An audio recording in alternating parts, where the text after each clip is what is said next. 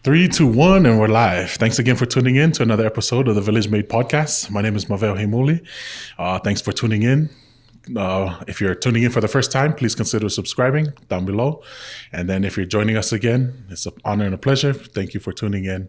So we're here at the Village Made Podcast. We're just here to highlight people that inspire me, but also in people that are successful in the different fields that we're in. And then that way we can, highlight our peoples and show that just as successful as other people are, we are just as successful, and that we can be just as good. And, our stories are powerful. And today we're here to hear and share the stories of the Tongas. So Sia and Walter, thank you for tuning in. Thank you for joining us. It's an honor and a pleasure. Thank you. Thank you for having us. Glad to be here. All right. Well, let's just get into this. Well, I think I wanted to just begin. I think this is the first time. I don't know if you remember back in 2012 at our wedding, we had a little mix up there. We had the MC that was running a little late, and so you stepped in. So I just wanted to thank you. I don't know if anyone ever did. It was an honor. I feel like it was a tender mercy. Maybe Heavenly Father knew that I would love to be a part of that day. I don't usually like to step in and volunteer unless it's someone I admire. So when you said you admired us, I started to get teary. But that was an honor. Yeah. So just wanted to thank you guys, and then also just wanted to throw this out there. Especially now with the Polynesians, and then everybody talking about like why we're so successful in football, and then they talk about like our culture, right? Which dance is part of our culture. I remember in my senior year in high school, you guys taught our Tongan section for May Day, and there was this one move. I don't know if you remember Walter teaching us the men, the guys. It was one where you have to like drop on your knee, and then you have to twist around or like make a spin. And so I always thought of that, when people talk about like, man, why are we so successful? Or why are we so good in football? And it's because of our feet, you know what I mean? Or like not only our feet, but like our hand-eye coordination, like everything like just works together. But I always think of that move. I was like, running over somebody or like lifting my feet over like a bag, you know what I mean? Right? Is not going to be as hard as learning to drop on one knee, and then on your way back up, you have to twist around. You know what I mean? And so maybe Walter can show us which move you're talking about. I would love to see this, this move that Walter. We could, but there's not enough space. Oh, okay. And I usually dance to more lights. This isn't enough lights. Oh, what? So I mean, I just wanted to throw that out there. Remembering and reminiscing a little bit. I remember, like as you talk about it now, I remember. Yeah, it was right in front of Siwaki's classroom. There's that. I don't know if it's still there. There's a little like grassy patch area. of grass that we used to practice. Yeah, and so just. What year was that? What's your year? 2004. Pop. That was 2005. Sorry, that was the first time we ever really helped out, because Fusi Levi got us involved. Oh, okay, yeah. Fusi Levi got us involved. Then it was such a good experience because we were new to the community, right. And they had all the OGs that had been teaching in previous years. You had the Funakis, Fasitovo and Meritovo, and then Fusi had been given the responsibility, and she called us to come over, and that's why we were outside Siwaki's classroom. Yeah. So just after this, tune in, guys. We're gonna move the tables, so Walter has enough space to show us. Yeah, let's see. Considering what's been going on with Corona, he might not come back up after he goes back down. Well, I didn't have a successful football career, so maybe we could do it together. Oh, what? And then you can show your side, and I'll show my side. Oh my goodness! All right. Well, thank you guys again. I have to tell you, one thing that I love about you is your smile. I've always loved that about you and your dimples. And so I feel at home being here in the heart of Provo, looking across and seeing that smile. Awesome. Sure. Thank you. Sure, a lot of people miss having you back home. Yeah. Well, I mean, just getting into this podcast, we'll begin with talking about the culture part in the beginning, and then we'll get into what you guys are doing, with the culture. I feel like perpetuating the culture, So just getting into names. Who named you? Meaning of your names? I was named by my father's sister. My father actually has 5 sisters. He's from a family of 11. They're Afeakis, and they're from Bangai Hapai. And his sister just above him, he's number 7. Her name is Maria Maukava Kimua. She actually lives in California right now. But when I was born in Hawaii, I was born at Queens Hospital, February 5th, 1975. The oldest of my parents' children together. We're kind of a blended family. They called my auntie, and she thankfully, she felt, since my mother's an only child, that I should be named after my mom's mom. And she could have named me after anyone in her family, but I'm so thankful that she saw it fit for me to be named after my grandmother. So I bear my maternal grandmother's name, Teresia, which I believe is same for Tongans and Samoans. It dates back to when we had Catholicism come to the islands, and it is the Tongan and Samoan version of Teresa. Okay. Yes, and so Teresia is my first name, and I go by Sia. My middle name's Valeaki Eteanga. That was the name of my grandma's older sister who died young without issue. And my grandma Teresia is a Wolfgram, so I'm related to all the Wolfgrams. Nice. And Valeaki Eteanga Wolfgram was her older sister, like I said. So it was a way of keeping that name alive. And Valeaki Eteanga, if you were to break it down, what would that mean, Walter? What does it mean to you? Valeaki. It's funny because Vale is like crazy. Like the way your anga is or the way that you are will drive people crazy. And that could be two-sided. It could be good and bad. But Valeaki Eteanga is my middle name. And then my maiden name is Afeaki, but my married name, my eternal companion, and I share Tonga. Mm-hmm. Dang, that's cool. Yeah. Walter? You want my translation? Sure. Kind of slow with your translation, but what is Valeaki Eteanga to you? No, I mean, like if you break it down, like a lot of people see Vale as crazy, but Valeaki Ete, meaning like it's almost like you are like joyed or like changed by your demeanor, right? And so like your anga is the way that you are. And so the way that you are kind of like, instead of just joy, like making you happy because of your demeanor, it's like you almost kind of go crazy because of that demeanor in a good way, like happily. Like for instance, like when a mother will celebrate their daughter's 21st birthday because she, graduated college and was obedient, and then all the aunties are jumping around, rolling on the floor. That's Valeaki Eteanga because she deserves that celebration. That's what I think. Well, thank you for your interpretation. I like it. Nice. Because she does the same to me. I hope But so. my name is simple. My name is German. It's German descent. It's Walter. My dad's oldest sister, Basepa, she named me. Both families were surprised that she didn't pick a name from her side or my mother's side.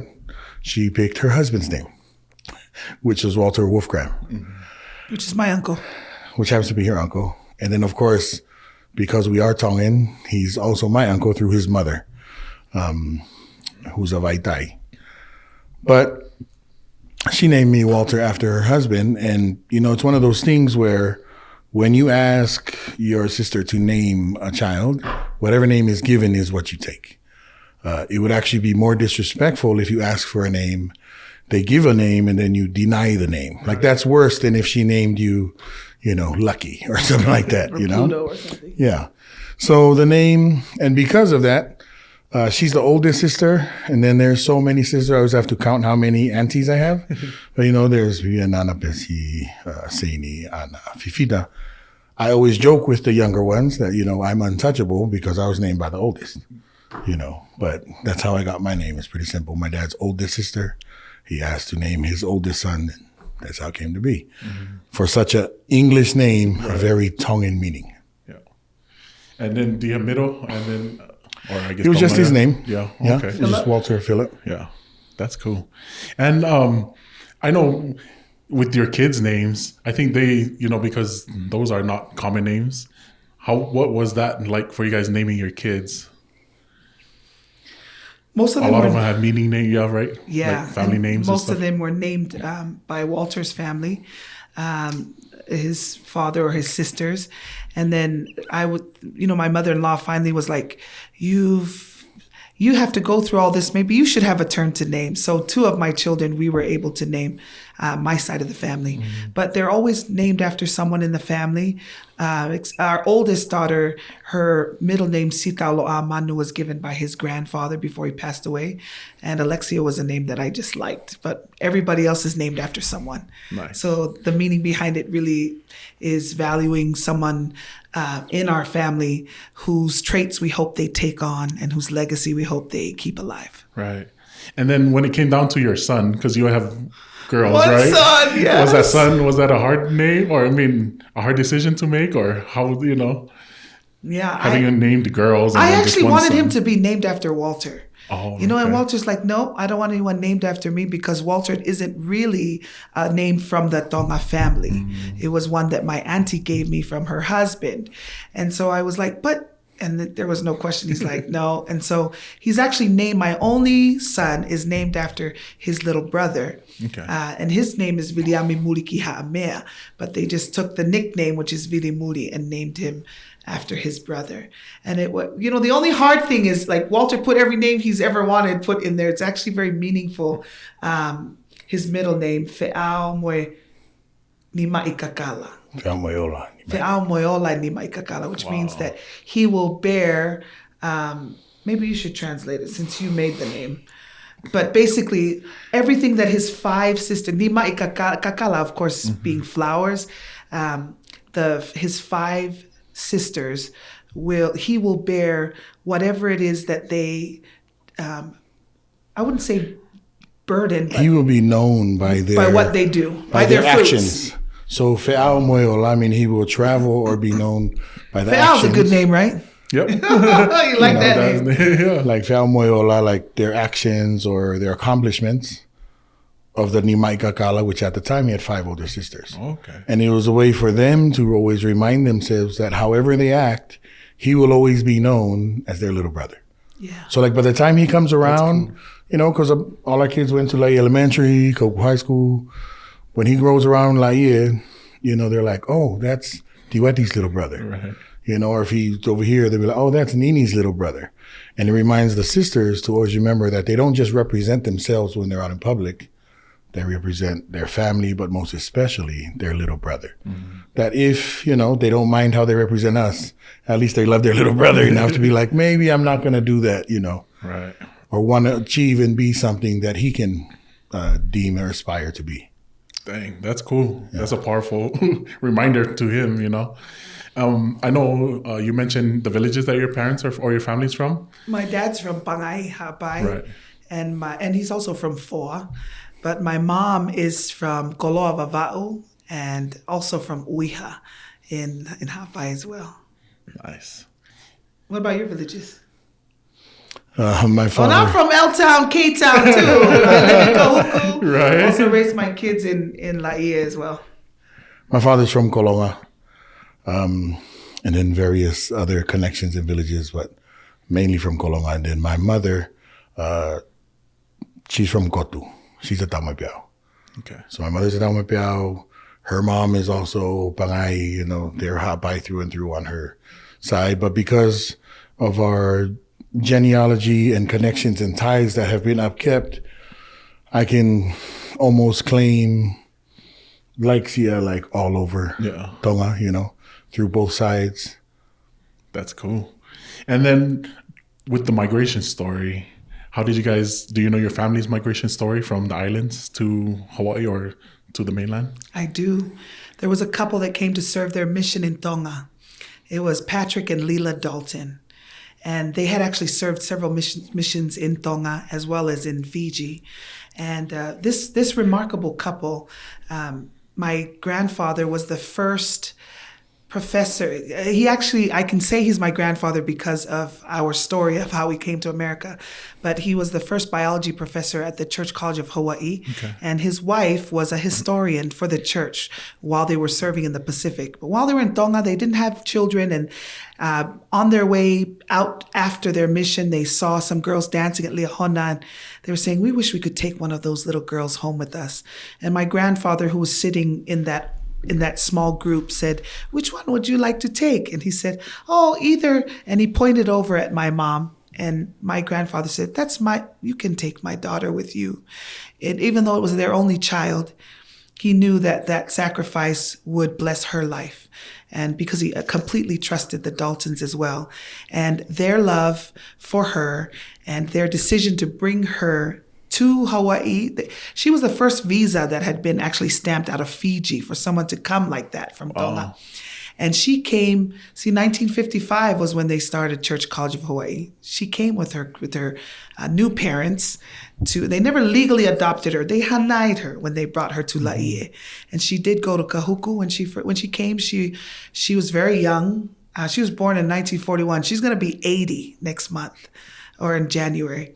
So she came as a young girl with my grandparents, the Daltons, and they raised her. Not only did they bring her, but her coming to the United States afforded many members of her family to come, like hundreds of Wolfgrams and relatives from her dad's side. And that's how we started out in America. So my third daughter is named Lila, and she's named after my grandma Lila to commemorate a remarkable woman and also a very important sacrifice that led to us being able to realize the American dream, be here. Dang, that's an inspiring story. Isn't it? Yeah, I enjoyed that.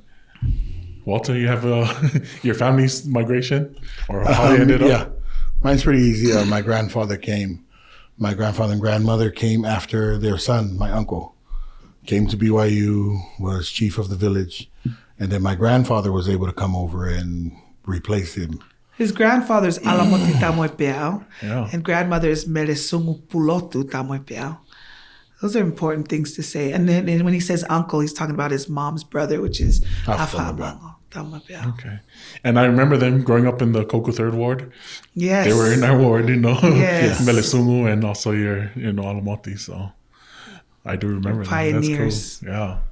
Man, that's amazing. And then for you guys, where were you born and raised? I know you said Queens Hospital. Yeah, Queens Hospital. Born in Hawaii and raised Born in in Hawaii? Hawaii. And when I was 2 months old, my grandmother came to Hawaii and picked me up and brought me to Salt Lake City. Okay. And I was raised up in the avenues on 7th Avenue, just down the street from LDS Hospital. When my father came to attend BYU Provo, my parents brought me here and I started elementary at Orem Elementary. Oh, okay. Yeah, didn't finish out the whole year, went back to Salt Lake City. So when I was 7, I moved to Tonga and I was raised in Tonga until I graduated from high school in 1992, which was at Tonga High School. Got a government scholarship to go to law school in Australia, and that's where I went from there. So yeah, I was kind of raised all over, but yeah. Most of my life, I was actually in Tonga. A lot of people didn't know that. Like they'd say, "You guys speak English in Tonga?" Like, yeah, sometimes. Right. We try. Wow, that's cool. Yeah. And sorry. My favorite part of my story is that we end up, we get married and we end up coming to Hawaii to raise our children. Right. Dang, that's cool. Yeah, because my parents were in Laie. Yeah. My mom was at BYU. They moved to San Francisco. I was born in Oakland, California, the town. Okay, Town. the town. And then when it was time for me to start elementary, they sent me down to go to my grandfather in Laie. So I was at Laie Elementary, and then, Oh, wow. Cool. Grew up in Laie, that whole time. And then Wainepe Street. Dub Street, Sam store, all that. Grew up when there was no fences and stuff. Everybody knew everybody. That was always the test. If you're from Laie, it'd be like, who's your neighbors?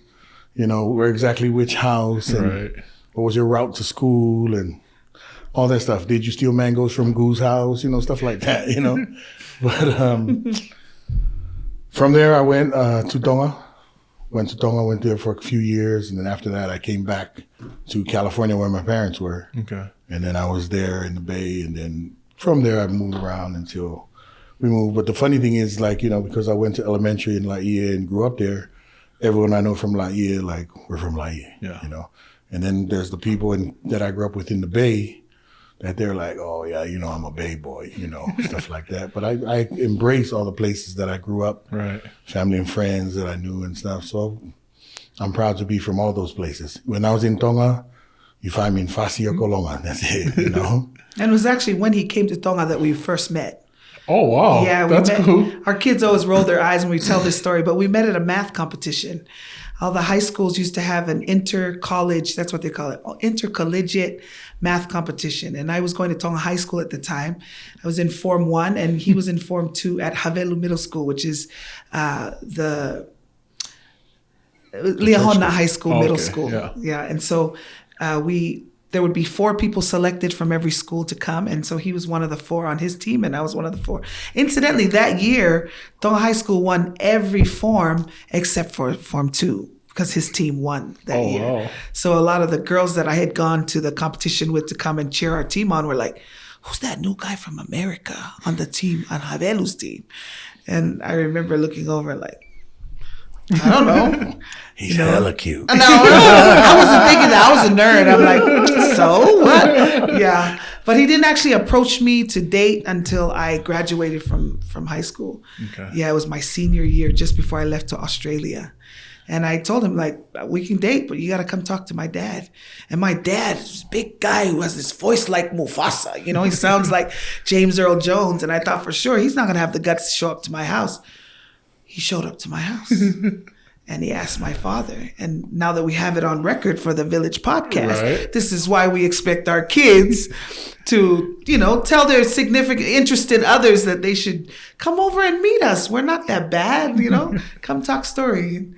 And that's how we met. Wow, that's cool. Is the story corroborated? Is it the same story, or what is your side of the story? No. For real, yeah. Online, that's the story we're going to go with. And then off camera, I'll give you the edited version. Okay, oh, my goodness. Like the so Cool. For you guys, what was childhood like? Whether it was in Tonga for you or, here in Orem or, in Salt Lake. And then for you in Laie and then also in Tonga, yeah. My childhood. Some fondest memories for you. So fond. I'm so grateful that I was raised in Tonga, that I have, that I also was brought to my grandparents. I feel like I have the best of both worlds. I was raised speaking Tongan as my first language. Incidentally, when you ask me about good memories from growing up, we're reminiscing about that right now because I'm here in Utah to be together with my brothers. Mm-hmm. So I live in Hawaii and I'm far removed from them. They live here and they live in Denver. My brothers Willie and Lassie and Kite. And so with all of their families, we get to sit around with all of our children and talk about our childhood, just about all the fun times, all the things we've learned. It was so important for us to grow up in Tonga and not only know who we are and our place, to know our place, but also to develop a testimony of the Savior and to be raised in a very predominantly Catholic family, the Afeaki side of the family. And really showed us that they are faithful and good family. They really are.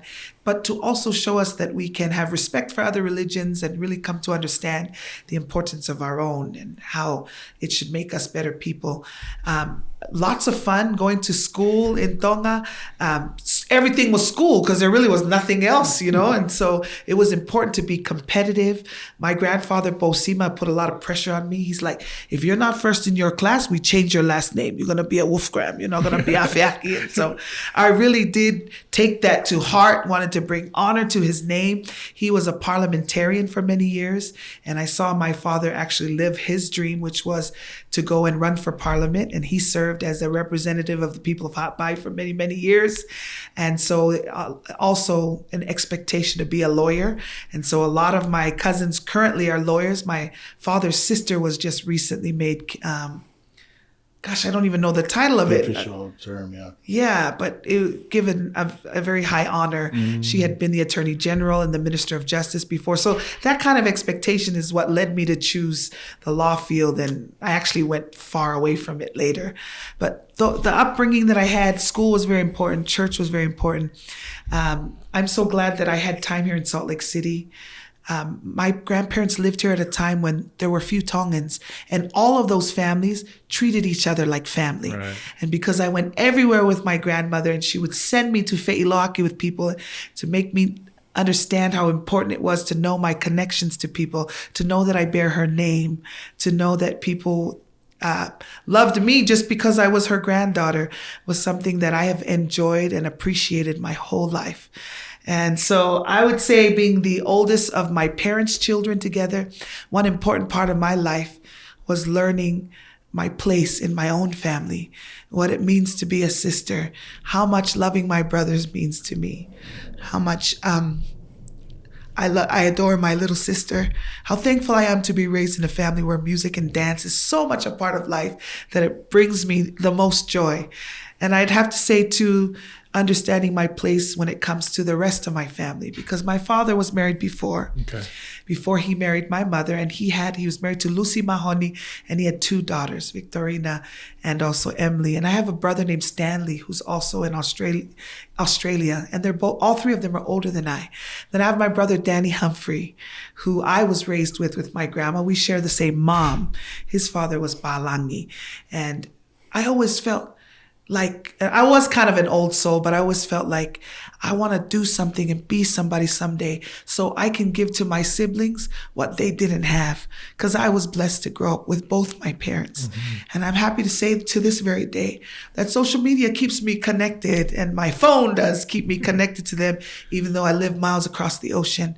And that in itself has helped me to know. I'm thankful for my mother. She's the one who instilled that in me, to show me what the love of Christ looks like, and that I should have it for my family first and then extend that to others. And so, yeah, that's my childhood in a nutshell.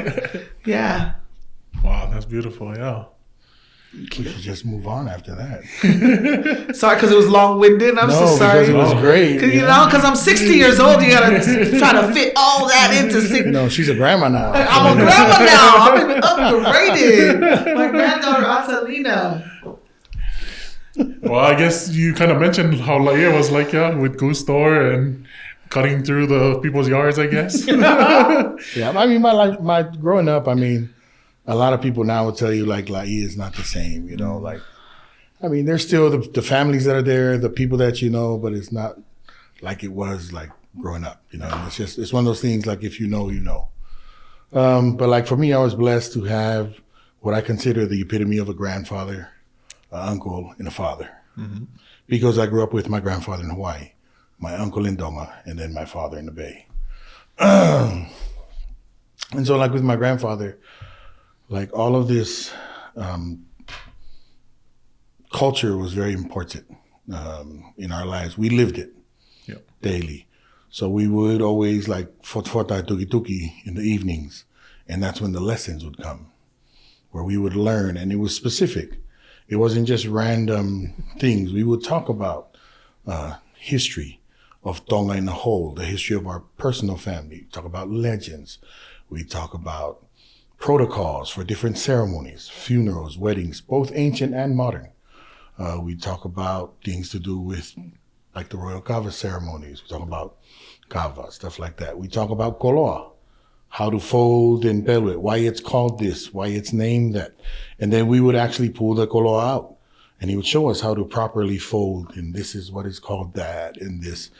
And so I was immersed in the Tongan culture growing up every day of my life. I can honestly say about 85 to 90% of what I know about the culture I learned by the time I was 12. Because of my grandfather. And we had lessons where many times he'd say, you might not understand what I'm teaching you, but you will one day. And a lot of times there have been moments like that where it comes out. Yep. And then I lived in Tonga with my uncle, my mom's brother, Afu. And then I realized how far behind the American education system is Tonga, because I just left Laie, 6th grade. I show up to Tonga, and I'm, like, swimming. The first day I go to math class at Havelu, I come home, I'm like, I don't understand a word she's saying. So in one night, because he was a math teacher, he taught me algebra in a single night. And that foundation has stayed with me, like, through. And that's kind of why. But that also shows how sharp Walter can be, too, sometimes. He was a good teacher. But yeah, you know, I got to live with him, and he taught me many things, and yeah. I Dang, I forgot his name. But your, I think it's your cousin that lives out in Magna. But he was my math. Dali. Dali. So he helped me in math because I struggled in math when I was in high school. So I was prepping for SATs or, you know what I mean? Okay. Different things. My dad, I'm like, hey, can you go help my son? He's not out there. But yeah, so. That's our son. Now that you're talking about whizzes. math, I remember he was my, he was a math tutor for me. So yeah, like some of the games we used to play with my uncle when we were like in elementary. They were math games, like, they were just always sharpening. But yeah, my uncle, he was what a real Tongan uncle was. Yeah. Dang, that's cool.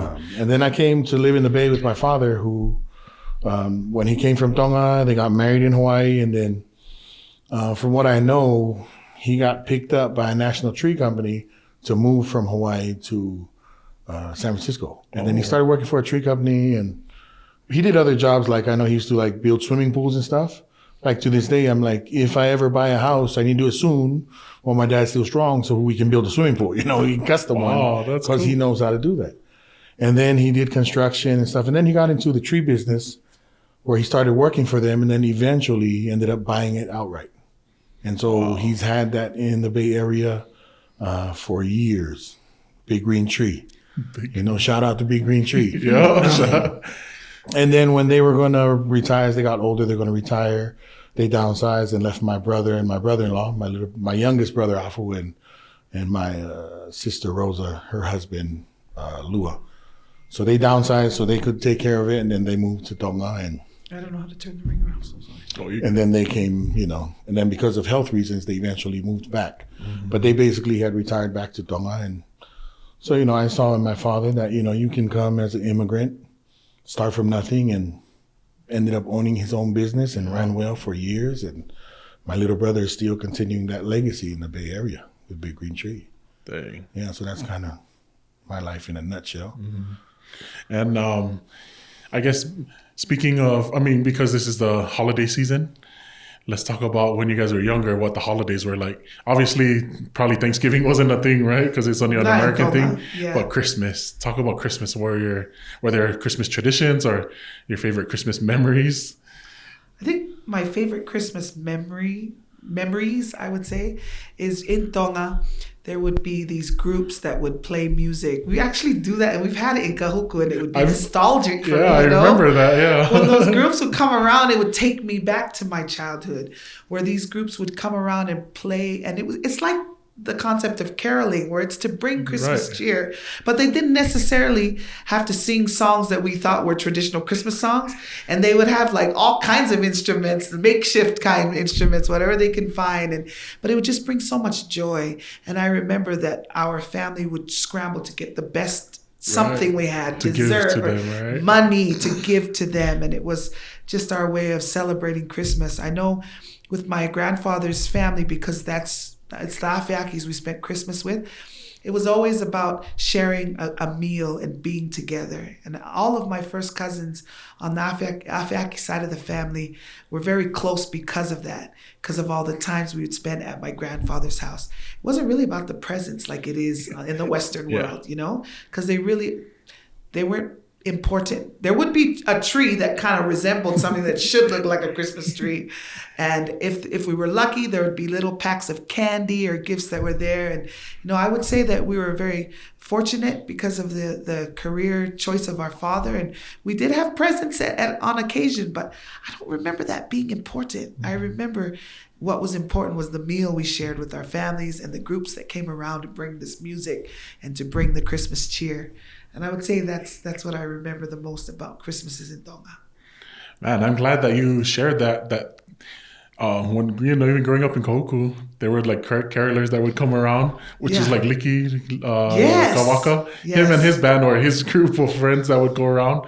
And then I remember even when they came to our house, my mom would look for like a mono. Yeah, exactly. And then, so with you just sharing that, I was able to have, at least take part or see what you guys brought from Tonga, Exactly. And just for me, those are some fond memories as well. So And it's nice to see that they're still doing that because Yeah. last year I still saw a group come, and come and go around and Right. and even like the IUs are in a big truck and they go carol throughout the whole town and stuff like that is unforgettable about Dang, even the that's village cool. we're raising our kids in. Yeah.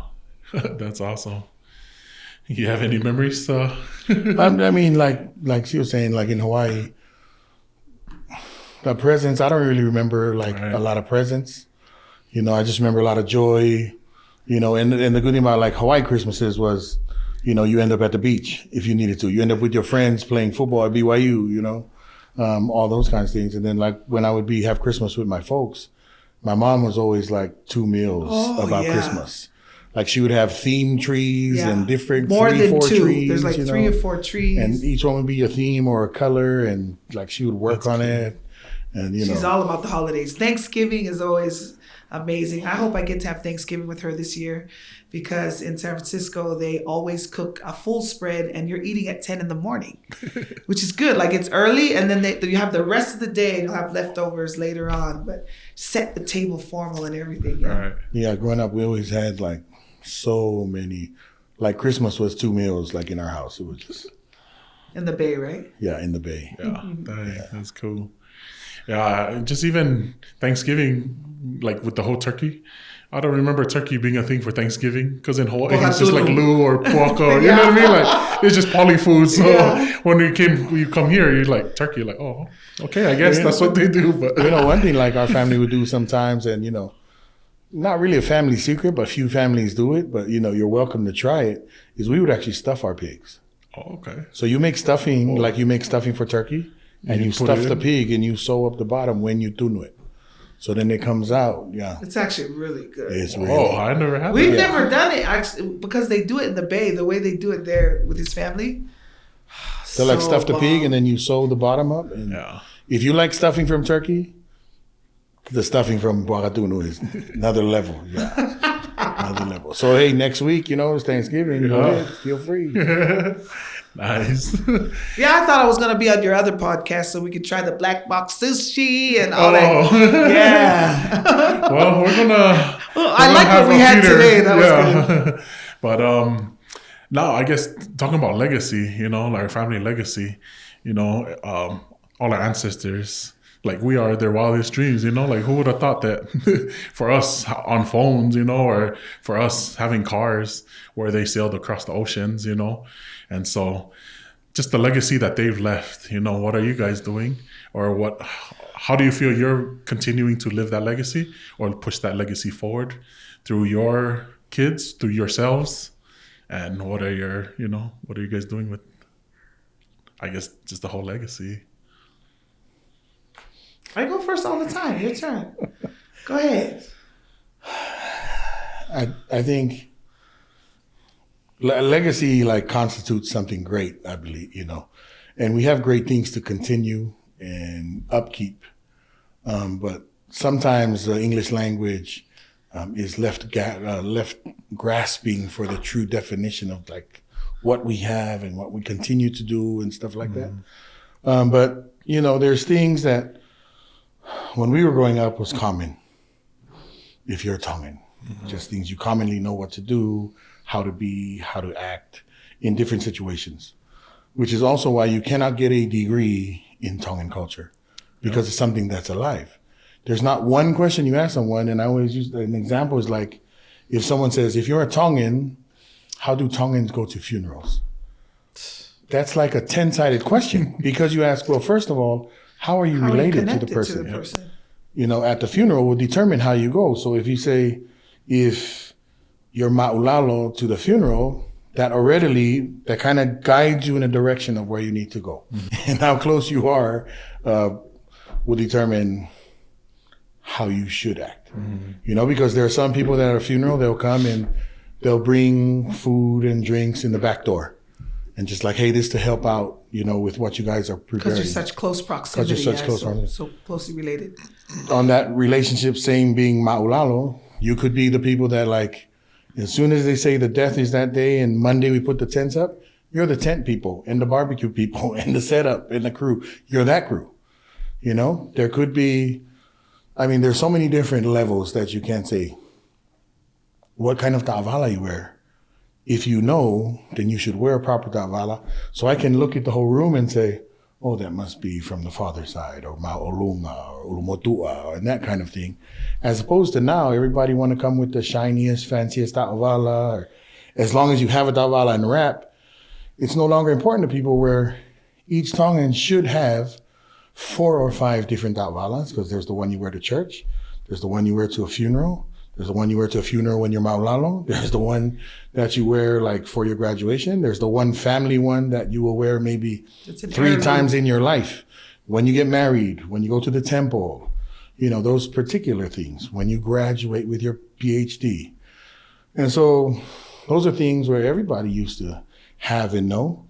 And some people is just lazy. Like, I got one ta'avala. I'm going to wear that to church. I'm going to wear that to the funeral.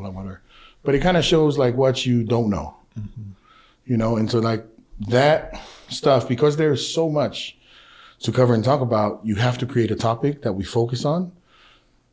And that's kind of what I'm talking about, where with our children, we're trying to give and teach them as much. Perfect example is like when we were snacking before we came on, you know, and you reached across me and grabbed your drink and you said, tulo. You know, that's not common anymore.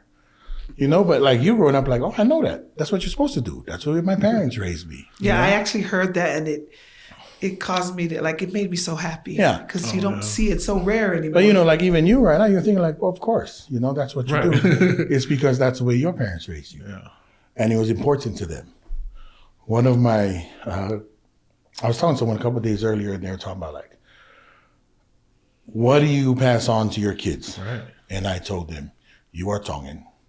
You were raised in Tonga, but you've been raising your family here in Utah. What's important to you? What do you want your kids to know about the culture? How do you want them to practice the culture? Because ultimately, it's always different. Like, we're both Tongan, both raised in Tongan families, but there's a lot of times we'll be completely opposite sides of an issue when it comes to culture or dance. Or we have different styles. Interpretation, even like interpretations of a writing. We can read it differently.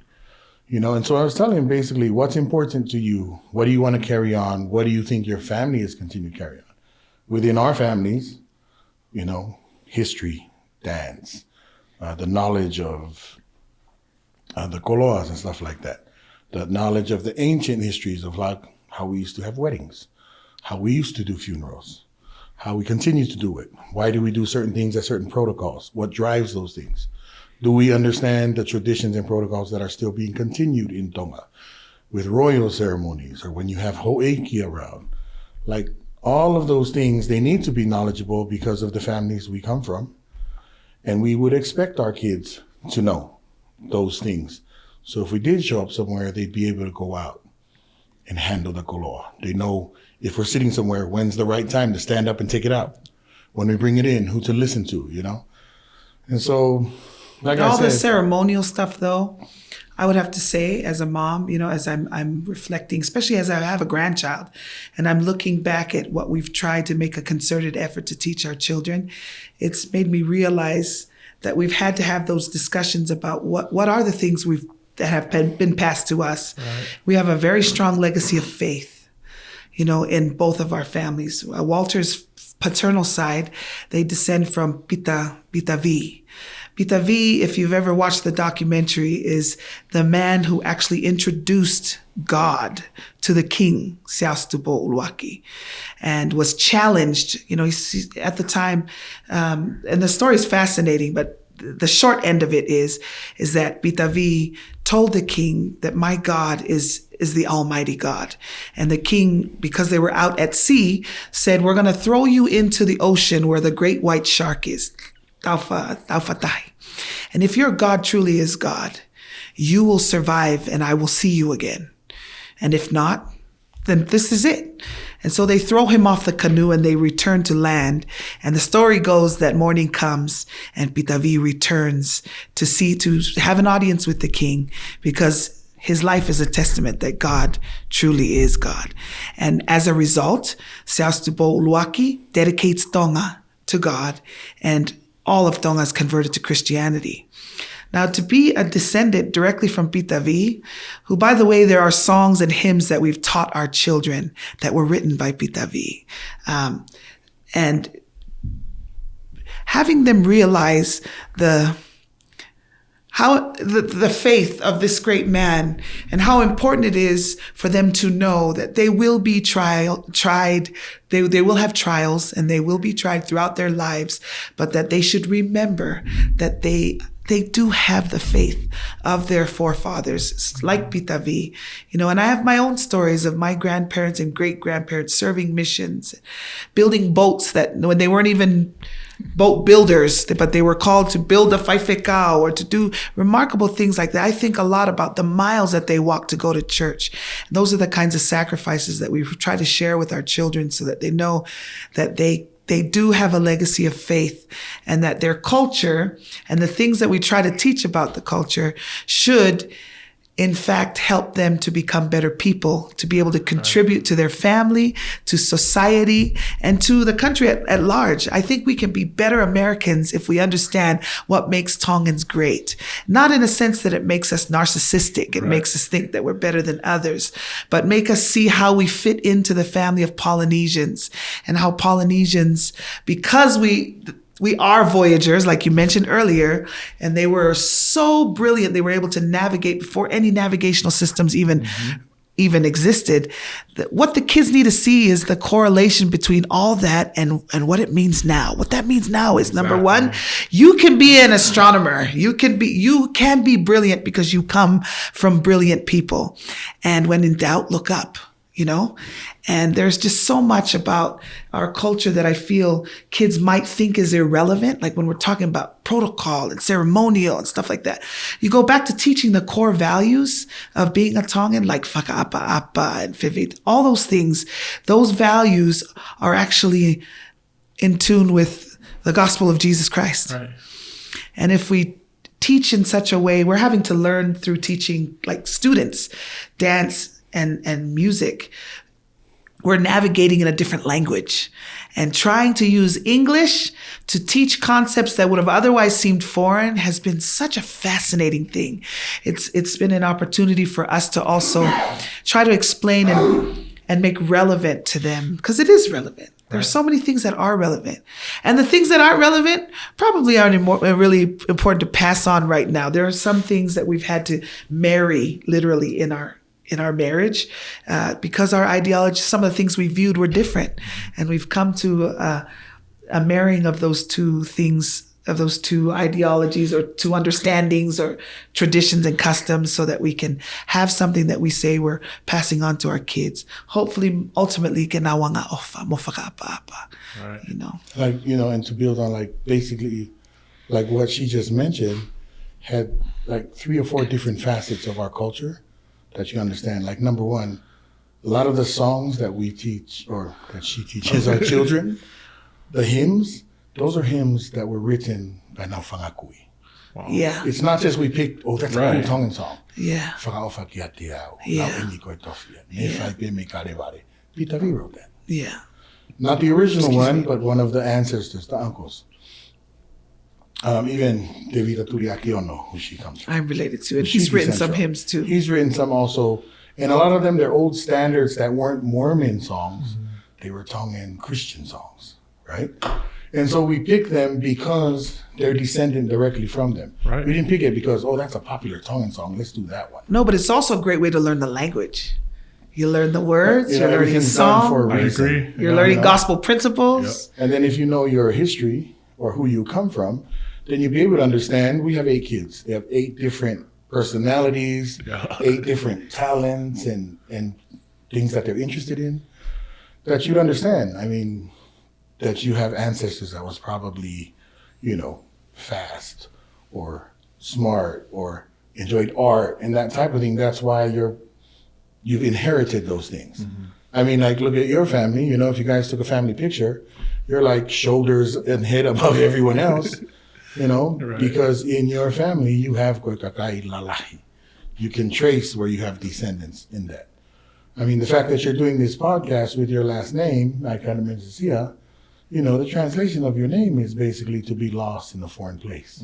He imuri. Yeah. And so you're out here in Utah, Mave He Muri, trying to bring your culture to not just people here in Utah, but to anyone that's around the world open to this podcast that's going to see it and realize that the two unknowns that human beings have yet to fully discover is outer space and the deep blue sea. There are parts in the ocean that still, after millions of years and all this technology, they still have not gotten. As Polynesians, we've been able to conquer those seas, overcome that fear of the deep blue sea, of the unknown, which is why we as a people, when you talk about legacy, we're born with that innate bravery and courage to tackle and overcome something.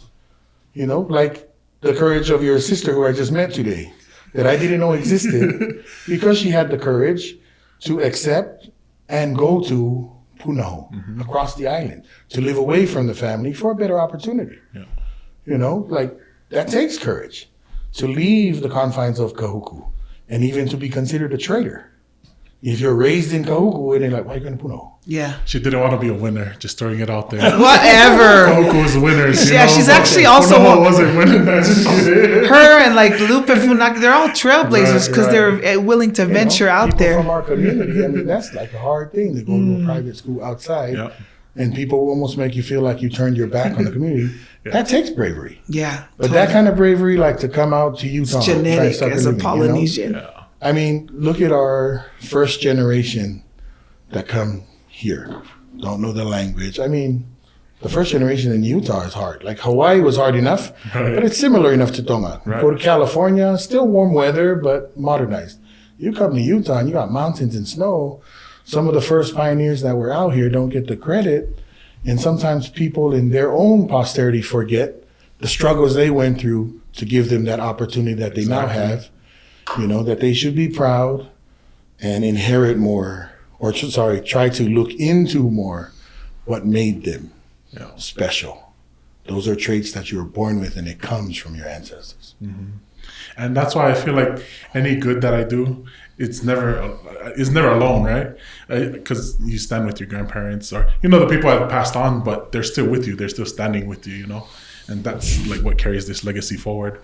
But speaking of, I like what you brought up with culture. It's still alive, right? The Tongan culture is still alive and breathing.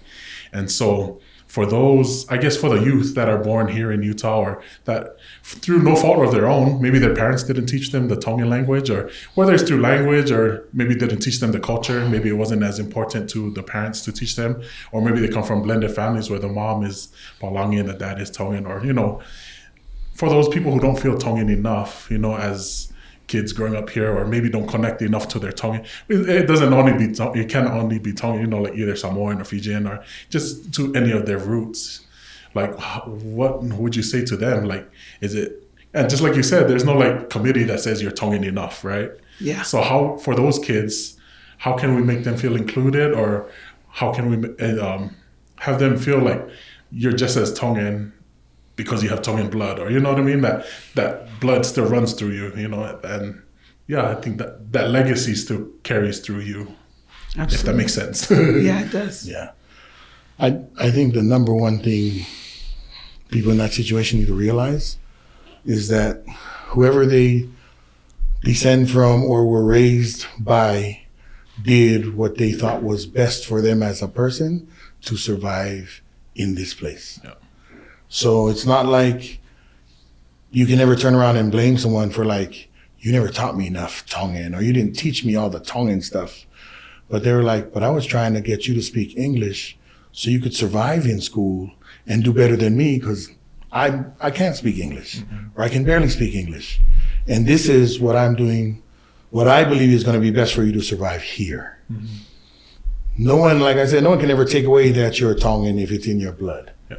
You can always come back, learn more as an adult, get better at it. You can come back and sit down. Maybe they didn't think you were interested. But I think the number one thing is that your parent, your grandparent, whoever raised you, like if you feel like they could have done more for you, you should just know that they did what they thought was best for you to survive. Yeah. Yeah, and I think in addition to that, as I'm watching, helping, reaching across and serving and volunteering of our time to teach music and dance, I think that's been one of the most effective vehicles for connecting with kids so they can start to become involved and include and be part of it. And my main concern when I'm teaching kids is that they not feel disadvantaged by not speaking the language. But that's not to take away from the fact that the language has all the mana in it. And so all you have to do is to start to begin, like when you're singing along to a song, it doesn't matter if it's got a modern beat to it, but if it's a Tongan song, and I've even told one of my cousins, Tari Toltao, because he and I have been in touch recently because we're Trump supporters, but I would also tell him, your daughter has a love for music. Play the Tongan hymns, because as young as she is, she's going to hear them and she's going to pick them up a lot faster than we do. And as she sings along to it, she'll latch on to those words. And that's how it starts. And in time, you begin to learn what one word means, and you learn what one motion is, haotan. And I love it because I feel like music and dance is such a happy place to be in, but it's such a very powerful means of teaching values and concepts and language and all of those things. And at Kahuku, this last May Day we did before we had this whole pandemic, we had so many kids and they were joining the day before, because I had decided when I told Walter, you know what, for this generation, it doesn't need to be about the reputation of the choreographers to have like the most cleanest section with the Sometimes coolest. It comes to that, right? That it does. Like they there's care. a cutoff. They always have a cutoff. Date. Cannot join because we want the lines to be perfect and we want to make the nicest costume. I told him, you know what? Let them come as they are. These kids are so busy. If they want to come, they need to know they're good enough, and we'll make time for them and we'll catch them up. We don't need perfect lines. We need a perfect spirit. And that's what we got. It doesn't matter if you're Tongan or not. All the Polynesian kids, the non-Polynesian kids, everybody's in there. And then the costume may not look the fanciest, and the critics might think so when they tune into our May Day. But what I know is we let everybody come, and everybody felt welcome, and everybody was learning something hopefully about who they are, and that we just figured out the costume that would suit all 80 or 110 kids. Right. That was secondary. And I just feel that I'm thankful that music and dance has been at least one way that we can help kids that have grown up away from home. And to the credit of their parents, like he said, that was their way of trying to get your kids to integrate better. They thought, I'm going to speak English to you. And my broken English is what I'm trying to do to show my support for you to integrate. Maybe hindsight now being 2020, parents could have just spoken Tongan because the kids would learn English everywhere else. Yeah. And so I would say that as you learn the traits of your ancestors, how brilliant they were, how fearless, how masterful, that should fuel you to know that it's in your makeup, in your genetic makeup as a Polynesian, that we shouldn't channel that energy to be fearless and bully people, because it can be on a negative. Can have a negative. Lotolahi is someone who is, I don't know, there's different words that could describe it, but I would say someone who's lotolahi just is fearless, But a fearless person shouldn't use that physical stamina and their heart to overpower or exercise any kind of unrighteous dominion on people, and that can happen. And so I feel as we mentor kids, as we share with them how great their ancestors were, all the things that they did may seem not relevant to them now because they're not in a double-hulled canoe, but they can take all of those things and know that those tools are within them and that they can channel that into, you can be whoever you want to be. The things we thought were impossible have happened for us. I mean, at least for the kids, some of the experiences they've had. And that was simply tender mercies, Heavenly Father showing them that it is important to use your talents to bless others. Our eye was never focused on trying to get on TV. It was just being at a funeral to mourn with those that mourn and offer whatever you could of comfort, with songs, and things just happened. And that's what I would say is for kids to know that all of the things you learn about your history should empower you to know that you can be whoever you want to be. And that's, to build on that is whoever you want to be, meaning that you don't have to be a football player. Which is the common for which men. isn't bad either. Right? Polynesian, It's It's not not bad. bad. It's great. Right. It's nothing wrong, but like if you're not the football player, Right. you haven't failed as a Polynesian. Yeah, exactly. You know, because you can be the one that picks up the big check, or you can be the one that signs the big check. You know, and so we tell, this whole being fearless, understanding who you are, and coming out as people. If we truly are to integrate, into this country, it took over 220 years before the first black man was president of the United States of America. Are we as Tongans or Polynesians going to wait 220 years after the first Polynesian arrived to have a Polynesian president? Like, that's what we should know. We can aspire to be greater than that. Go into politics, go into medicine, and be that fearless person to where I'm not going to let this person of other culture have a higher grade than me in medical school. Right. Yeah, I can go to higher education on academic scholarship. Yeah, and I'm also impressed with people who are, journeymen, who are in different kinds of trades, because the work ethic of Polynesians, because we can physically do a lot of work, but we also have the skill and the mental capacity to excel in all of those areas. And we need to bring that up because there are a lot of people that are really doing well in those areas. And I'm so thankful that I've actually witnessed a lot of it while I've been here in this area, seeing these young entrepreneurs, who are in construction and who have specialized their construction and handled basements or whatever it is they've chosen, and have just chosen their niche and just really good at it. And you can see their grandfathers in them because they come from people who worked hard, I just love witnessing that and seeing that the snow is not going to deter them from being great, because like he said, even though people say Laie has changed in some ways, I was saying to someone the other day, we went to Auntie Tofi's funeral, and I'm like, what makes a town is the people. So wherever the people go, wherever you reside, you light up where you stand. You take that aloha with you wherever you go. And I love that about Polynesians, because that to me is what navigating is that wherever we go, especially if we venture off into North Carolina or places, Maryland. I have a nephew that's playing in Maryland. You go to places where we wouldn't normally go, where maybe there's not as many like us that are there, and they can know about who we are because of who you are being, wherever you are. And hopefully that's a good version of you, because you're representing all of us. Exactly. And I just love that. I love the thought of that.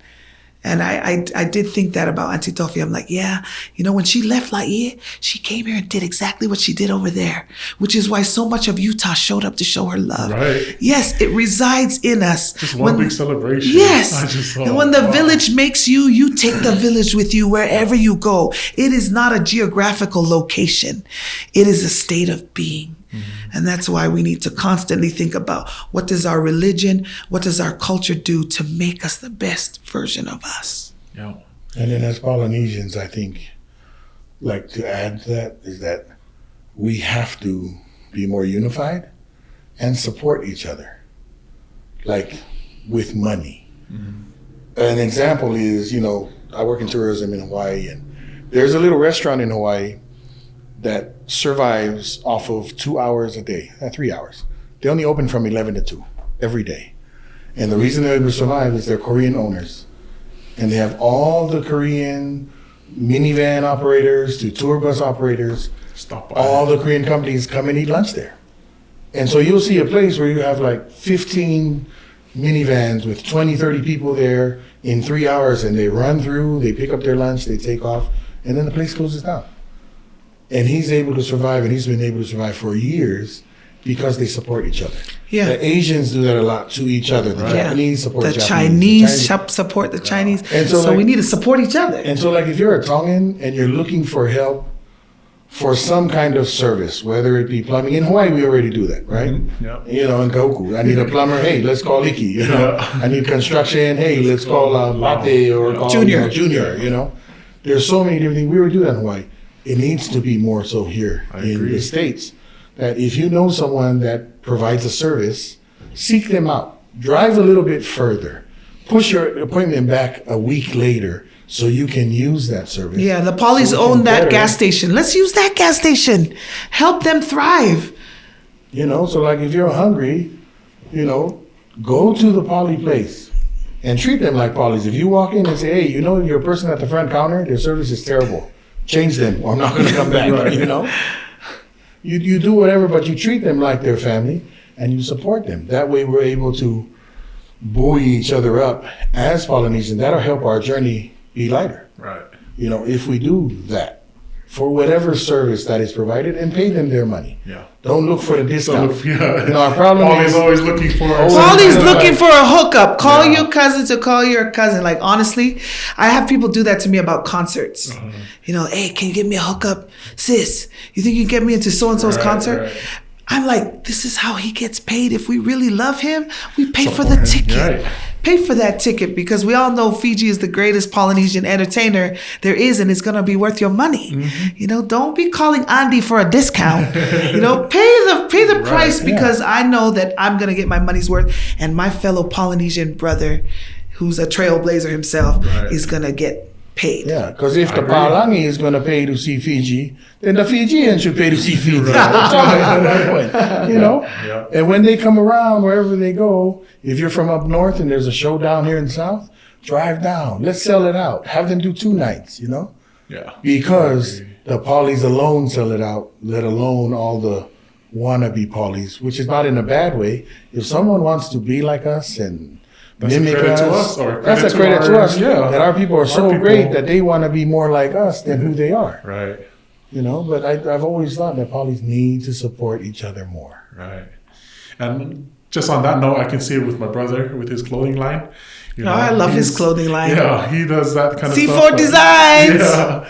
But at the same time, he can't ever like be the one like selling his own clothes, because he's going to give the discount himself. Oh, yeah. You know what I mean? Oh, I know. So other people have to like sell it for him because they sell it at a full price. Yeah. If my brother is the one selling it, like, oh, $10. It's okay. Yeah, exactly. Like, and then give 2 extra shirts. Right. And so, you know, and there's both sides of that too, right? Like it's okay to shout every once in a while. Yeah. Like if, you know, football season at Kauku, if you put in 3-4 orders with Sifa like every game, then, you know, the 4th one, at least Sifa will be, hey, don't worry, you know, I'm throwing some stuff for you. Yeah. But not every single time I make a purchase.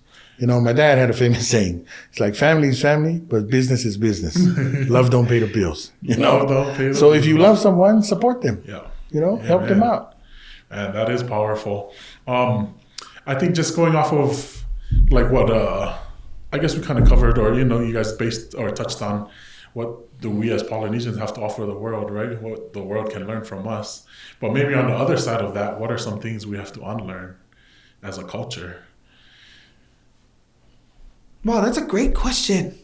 That's a good question. That's a really like, great question. Moving here to the States, right? Because like in Tonga, like the culture is what it is in Tonga. Yeah. But as you move here, you kind of navigate the American culture with the Tongan culture. Yeah. So maybe some things that were taught in Tonga might not apply today. Wow. Or maybe a lot of the American culture might not apply to our Tongan culture. Well, I want to bring up like Asuelu. You know, Asuelu that was on TV, like it brought up all these questions about how like family expectations and stuff like that, you know? Because we all have fa'alave'alaves or kavenga.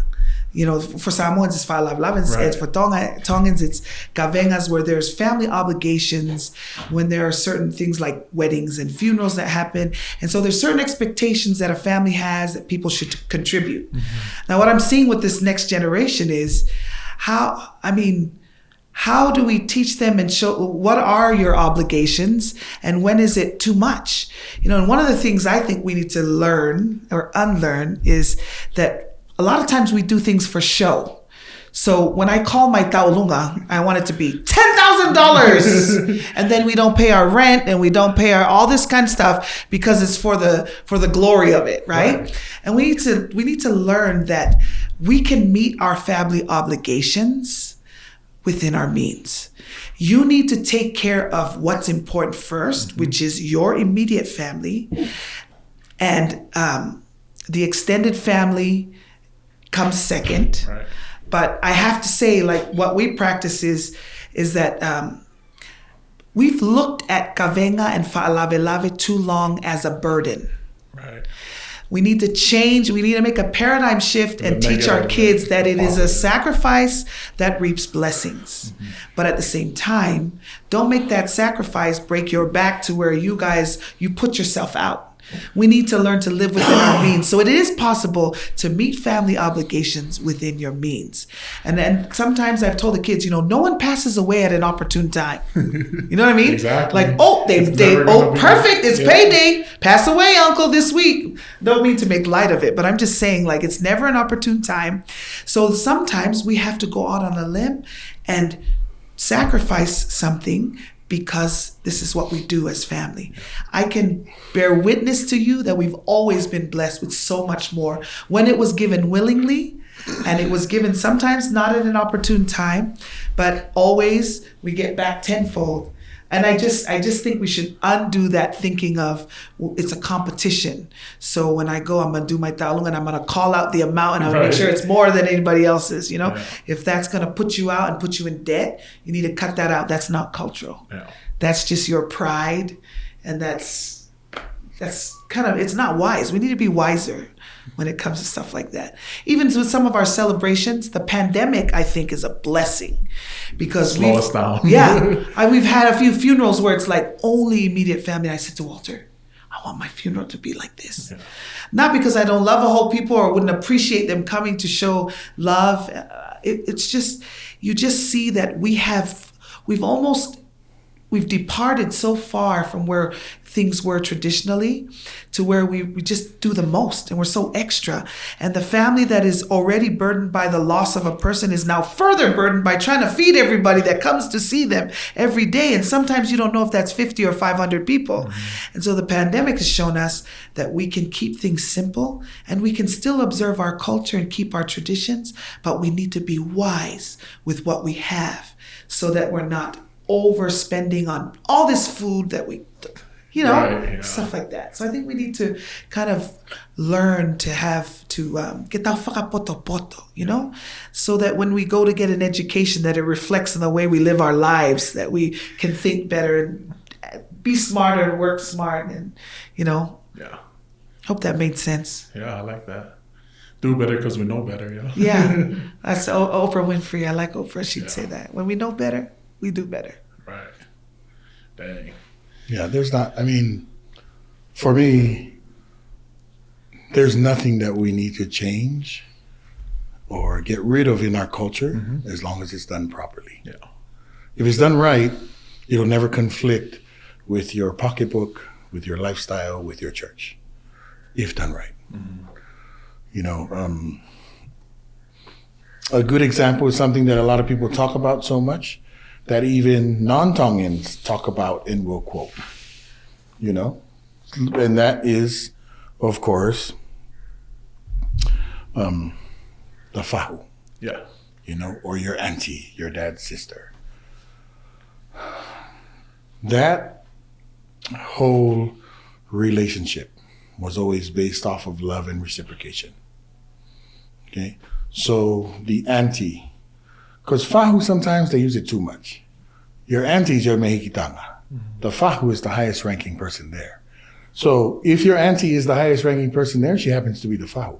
But if her fahu shows up, meaning her father, like we're talking about myself, if my dad's sister is the highest ranking person there, she's the fahu. Yeah. If my dad and his sister's fahu shows up, then guess what? That's the fahu. That's still my auntie, but that's the fahu now. If that fahu's fahu shows up, that's now the fahu. Number one. Number two, when it comes to the relationship between a brother and a sister, is the sister would always provide the female type things that would needed to a family out of love. So like if there is something going on, say someone graduates, a true sister, if you love your brother, would show up with koloa and not show up empty-handed with an empty suitcase ready to pack stuff back because I'm going to my brother's kid's thing. Mm-hmm. And because the auntie would act out of love, then that child will always and forever love, honor, respect, and want to do the most because they know that auntie loves them. Yeah. But too many people nowadays try to act like twisted, where it's just a position. Like, I'm a girl, I'm going to show up, I'm going to collect an envelope, I'm going to collect some koloa, I'm going to sit at the front middle table in between the married couple. It's like, really? you know? And then even nowadays you hear of like people fighting over or arguing over fahu, Yeah. because they know the koloa is going to come with being a fahu. Because they don't know where it really started and what it meant. It was a way of keeping that relationship close. Everybody knows their place and there's reciprocity. When he was saying that, I immediately got teary because I thought of my father's sisters, my father's oldest sister, Vika, who worked for the Ministry of Education in Tongan. She would come home from a trip and she'd come to my school and call me out of my classroom and give me a gold watch, tell me that time is valuable and that I should continue to do my studies and to bring honor to our family. She gave me like the desire to do greater because it's like that. She was giving me gifts when I graduated from high school. My auntie Ota Ota, my father's sister, who's actually Seventh-day Adventist. They don't even eat pork. She brought a wakatunu and she brought kafu is what she said, but it was a ngatu, a big ngatu to my house to congratulate me for graduating. Like, that's how I was raised, which is why as an auntie to my brother's children, all of their children, I think they all know it's my heart's joy to love and serve them.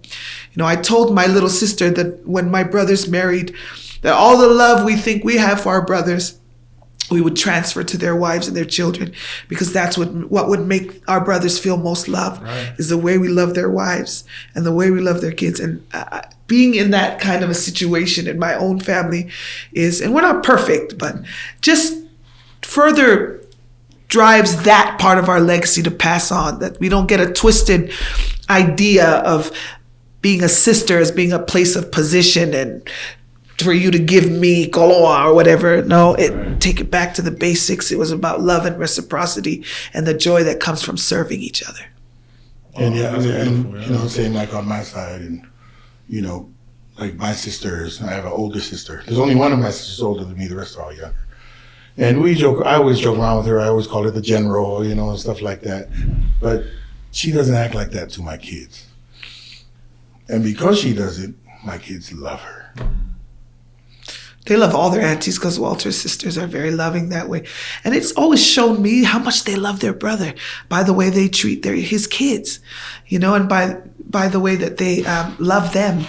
And that's what I hope we can undo, is this mentality that because Tongan society looks hierarchical, you know, there's a social hierarchy and a stratification of our society, that's what keeps everybody, like there's something so bad about that, and that people who are higher up should assume that they're more important. Yeah. It was never that way, not even with the king and the ho'eiki. There was always a certain love and reciprocity that came with their responsibility and that was given to them as a result. So if we're doing anything other than that, then we've lost sight, we've missed the mark as to why we even did this in the first place. And the flip side of the Meiki Tanga is the Whae Tangata, you know. And the Whae Tangata basically is the male version of a mother. We joke say mother man, right? Yeah. Your mother man. But basically, he's your mother that does all the male responsibilities that need to be done, which is why a lot of times considered anything physical comes from the Whae Tangata. Your uncle, your mother's brother. Your uncle, your mother's brother. Yeah. But that only comes from the children. His sister shouldn't tell him, hey, I need you to come and do this for my kids. Because in the true nature of our culture, if you talk like that to your brother's going to tell you, you go find your Whae Tangata and tell him that's what you want for your kids. If your kids want that from me, they can come and ask me and I'll do it all day, right? Because it's that, it seems menial or even like ridiculous, but that's the true nature of the culture. I'm their Whae Tangata, not yours. So they can ask me all day and I'll do for them. You don't tell me, I want this for my daughter's birthday and this in the party. Right. And like, no. If she asks me, I'll do it 100%. If you ask me, I'm going to tell you, go find your uncle. Find your uncle, he'll do it for you. I'll do it for my nieces and nephews, you know? Yeah. And like, because of that back and forth, after a while, there's no scorecard. You just love and do for each other all the time. Yeah. So if you hear your sister's having something, if you can, you can. And if you can't, your sister will understand. And the same. If you're having something and you expect your sister to be like, hey, can you help out? She's like, I'm sorry, you know.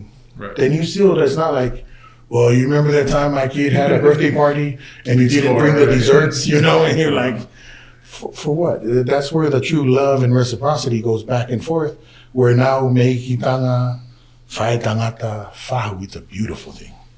and not something that's argued about or talked badly about. Oh, that's your fault. You know, where it's more surprised, like, what? That's your fault? That just paid for our, our dinner? Run into someone like that? And it's never immediate family. It starts with immediate family, but it can be extended family. To where my great-great-great-grandmother was his great-great-great-grandfather's brother, and that's why he came by and picked up our check at the restaurant. Because you keep that alive. Because what we tell our kids, like you and your sister here, like you guys love each other. You will never imagine that years from now, your posterity will not look out for each other like how you look out for each other. And if you think of it that way, you'll never cross off your fourth cousin or your fifth cousin. You want to keep that alive because you're like, at one point, they were brother and sister, or brother and brother, or sister and sister. You want to keep that alive. And that's why for Tongans, for Polynesians, genealogy is so important. That's why we've always said, there's no word for cousin. Your first cousins are tokowa. Toko. A lot of kids say toko, that's where it's from. It's tokowa. And then anyone outside of your first cousins is tokowa aki. So if you have like a sixth cousin, go tokowa aki, Mavil.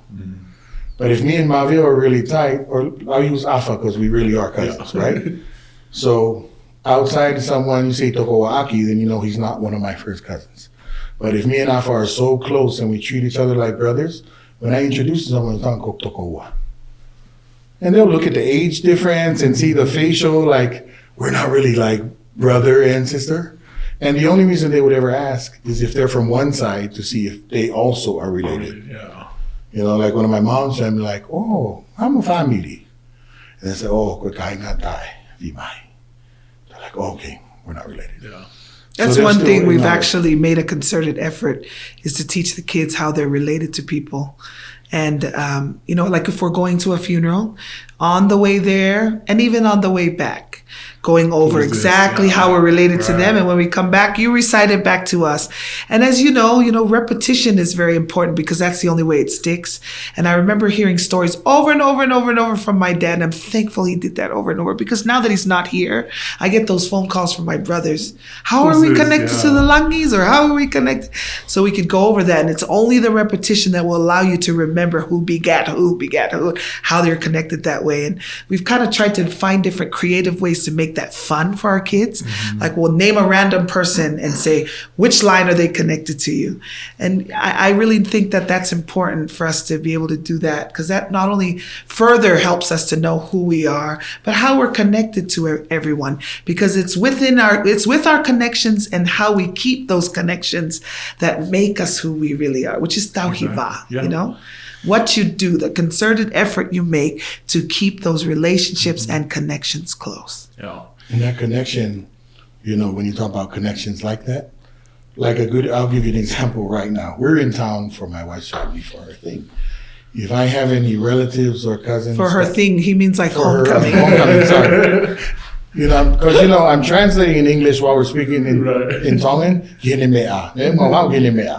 So we come to her thing, her homecoming. We're in town for her niece's homecoming. And if I have relatives in town that know that I'm here for that and they want to see me, they should know that we're here for my wife's family. So if you do want to see me, you get off your butt and you find out where I'm at. But the pandemic is okay. You can just call us. FaceTime. I don't want all the cousins. But I'm just saying, don't sit in your little corner, following, and then you'll see on my brother-in-law's page that we were having dinner somewhere, and you're like, you mean he came to Utah and didn't even see me? I'm like, get off your butt and come down if it's that important to you. Don't sit there and feel hurt in the corner like I didn't come and visit you and we're this close. And, like a perfect example was Afa. Afa heard we were in town. He was there the first day, and we were as much as he can. We missed work a couple of days, we're like, it's okay, he's the boss. And it's kind of hard with the pandemic right now because that's one thing we do if we do come into town, because it's very seldom, is there's certain family members that we have to go and see, and it's taking the time to go and see them that lets them know that they're important to us, and it isn't, we've always told our kids it's important, even if you don't have anything to take, at least showing up and seeing them.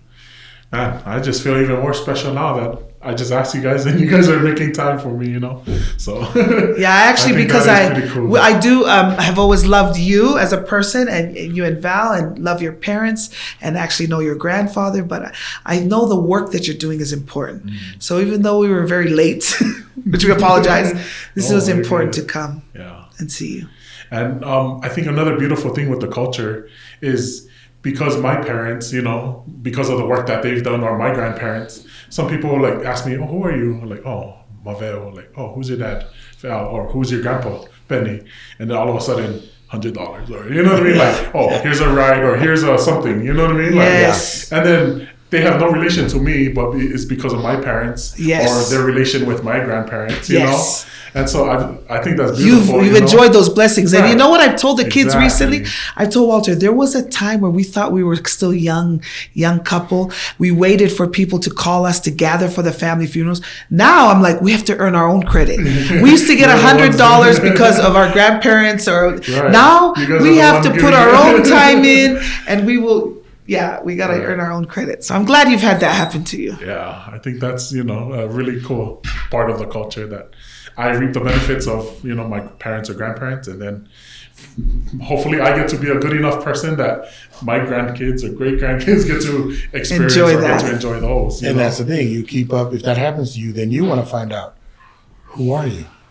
Yeah. Exactly how are we related? Exactly. And then you're like, wait, who are your children? So then you see one of their kids and be like, 20, like, hey, we're related, Like, that's one of the best things for people to make that connection. Yeah. We're like, hey, that's my cousin, but you know exactly how. Yeah.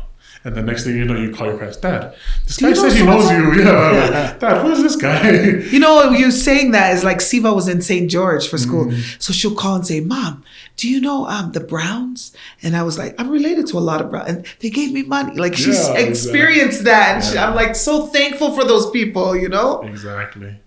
So, yeah. And just what you guys talking about with like offering your time, and just being able to help other people with music, right? Like just being willing to go and sing or go do stuff. Maybe what is an experience that you guys had that has blessed your lives, offering or just going out to sing for other people, or that music has brought for you guys? I think one of the prime examples is I have a very good friend that lives here. She's like a sister to me, Moana Manuo. She lives here in Utah. She moved here from Hawaii. Yeah, I know who that is. Yes. Cool, yeah. So Moana's son was having his birthday party, his first birthday party. And she had asked me, can you please MC for his party? And I was like, I'm so sorry. I have to do the show at Aulani. But by divine design, it would rain that day, and I could leave work in my work uniform, go straight to the place where the party was. When I get there, I realize I'm not going to be a very good MC because we don't really have a program. Mm-hmm. So as much as I'd like to make this awesome, there's nothing I could really do. My kids were in Eva Beach with the Pulotu side of their family, with Walter, and they had a dinner there. And I saw the program, and I texted them. I said, girls, you guys, please, you got to come help. And we're having baby Polly's first birthday, and I need your help. You guys need to come. What do you need, Mom? We need entertainment. And I knew they were having a good time where they were, but I said, we just really need you. Need to come do a couple numbers. So they came. Not only did they come, but they did it willingly and had a great time. Mm-hmm. And that video had just one microphone. It was very laid back. Someone videoed that. And it went viral, and the next morning it was retweeted by like Chance the Rapper and Missy Elliott and T-Boz and all these people. And that same video ended up shared so many times that eventually the producers of the Ellen Show call. And that coincided with a letter that had gone in from Walter's little sister at another time. And for some reason, the girls had been mentioned before, but the viral video is what put it over for them to call us and pursue the girls going. And the reason I bring up this story is because I brought this kind of thing up to my kids often. That after all these years, what it will always go back to is simply not only the love of singing, but the love of serving. Yeah. And they just took took the time to come over and serve because they love Auntie Moana and they wanted baby Polly to have a good time. And they didn't think that there was going to be anything. You know, I feel like if we tried to stage a video, it would never have gone viral. Right. If our sights were set on trying to get on national television, it never would have happened. Mm-hmm. And so that experience, like many other experiences where I've as a mother, I'm thankful for music because it's been a great way for the children to learn how to feel what the spirit is like and to also learn to find harmony one with another. And I've come to really understand that recently, but I've told them lately that that's been such a tremendous blessing. We've been at a church meeting where they came planning to sing a different song. And we went to a baptism once and it's of a man who was a successful lawyer in Hawaii, and him and his wife both were getting baptized at the Kala Chapel. And we're sitting there waiting to start, and the girls are sitting on different sides of me, and one leans into me and says, I think we're supposed to sing I Heard Him Come, or whatever, changing the song that we originally planned when we were on the way. And almost instantly, I got a message passed down to me from the other side of me where another sister said, I'm having a feeling that we're supposed to change the song, but didn't say the name of the song. And then the person who's conducting starts, and then she says, I feel strongly that it's supposed to be this song. It happens to be the same song as the other sister. And I've had to tell them about that, you know, driving home and help them see how important it is. And I know with that comes a huge pressure. Just because it sounds like there's perfect harmony doesn't mean there's perfect harmony in our lives or that we're perfect, you know, or that because we sang at all these church meetings that we make good choices all the time. But it was a witness to them that the Spirit really does work the way that it should.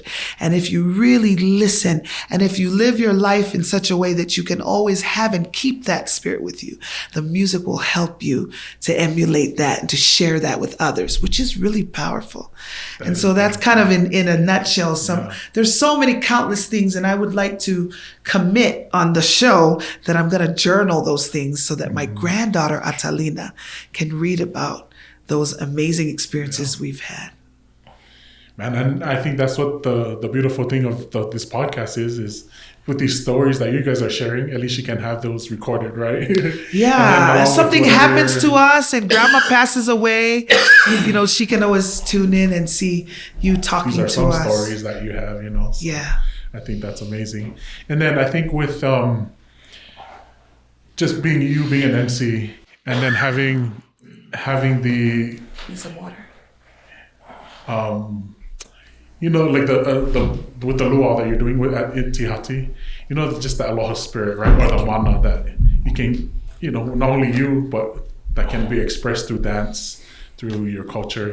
You know, like how has that affected you in your job, and then also maybe with you, Walter, with teaching dance, because through dance that mana can be carried on from you, from your ancestors, or from your parents, or, you know, the people that have taught you guys, you know, to share that with the world, because that's what we have to offer the world, right? Is just who we are as a people, and our culture is still alive, and that is what permeates from us through them.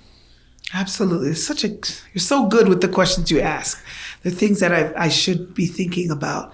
You know, I'm very fortunate that I was raised by a father and grandfather and in a family where speaking is an important part of meeting their obligation as a family. The Afeaki name is actually Matapule, or talking chief name for lack of a better description or translation. I hate that word.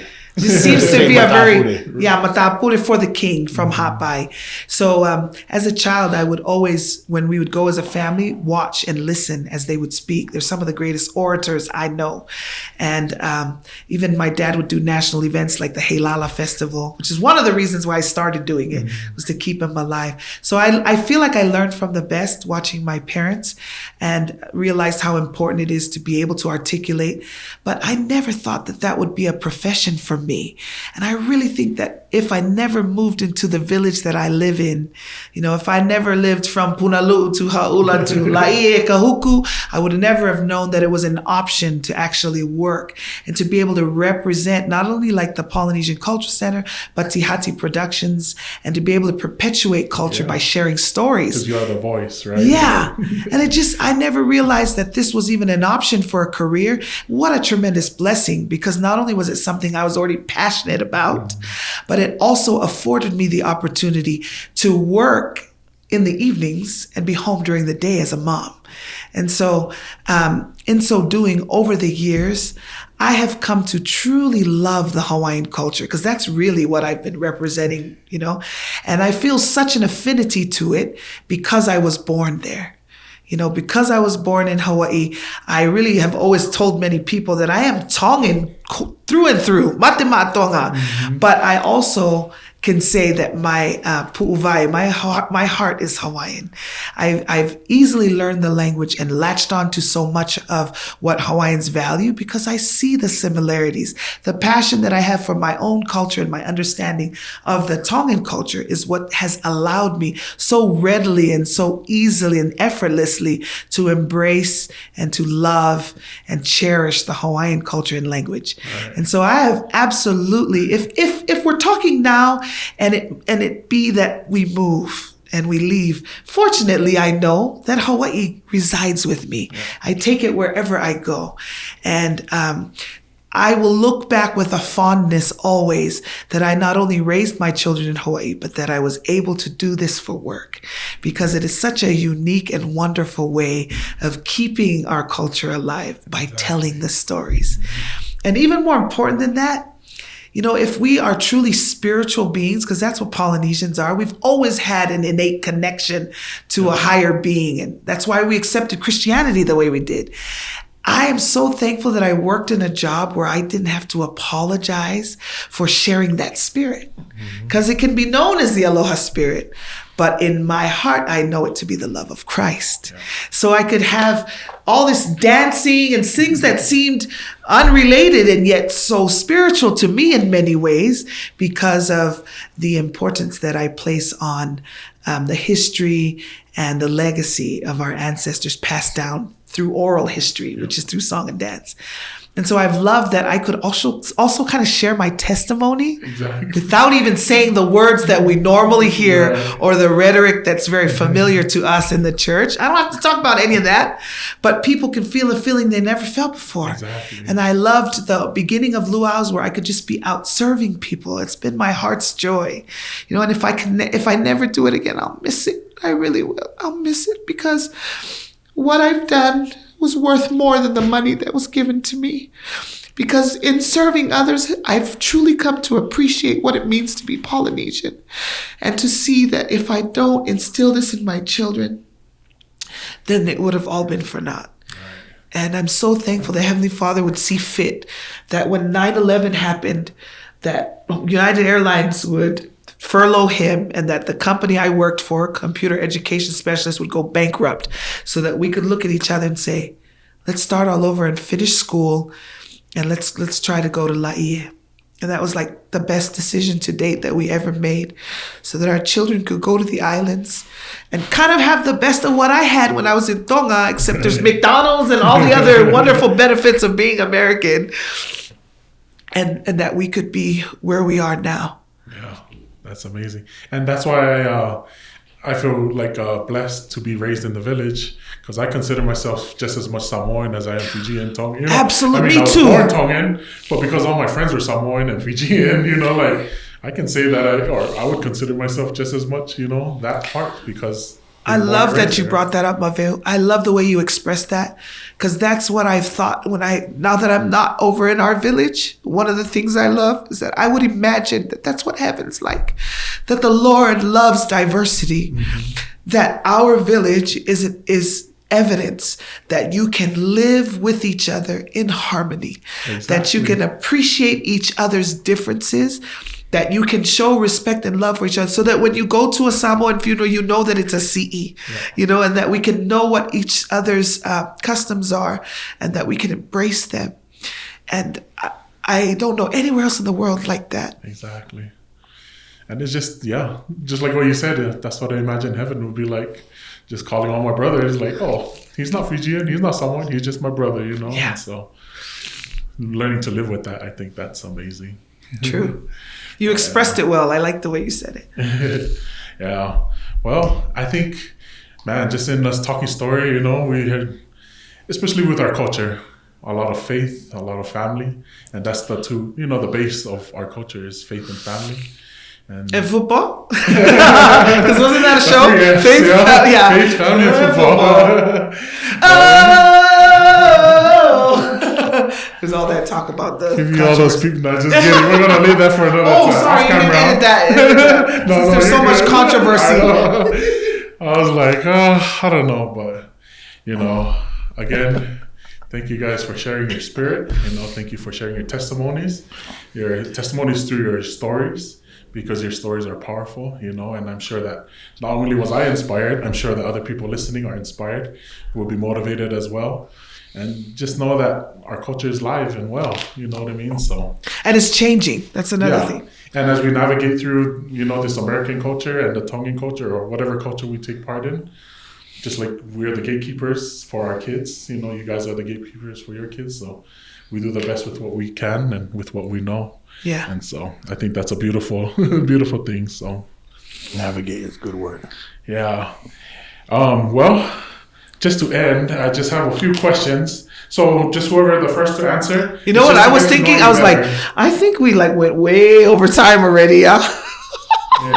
If it felt, I mean, to me, it just kind of felt like 10 minutes or an about hour, you know. But I looked down and I was like, hour and 45. Oh, wow. Like that. So wow. We talk too much.